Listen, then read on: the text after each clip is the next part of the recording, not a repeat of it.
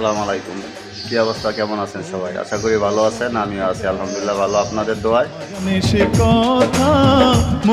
সত্য বলতে কি, দুনিয়াতে কেউ কারো আপন না,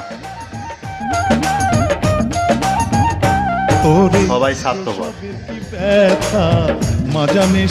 একমাত্র আপন বলতে মা বাবা ছাড়া কখনো কেউ বিপদে আগাবে না। যখন বিপদ দেখবে তখন সবাই পাশ কাটে চলে যাবে।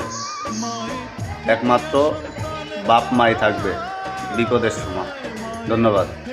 সন্তানের দায় অকালে মা প্রাণ হারায়, কেন সে মায়ের ভক্তি রাখো না?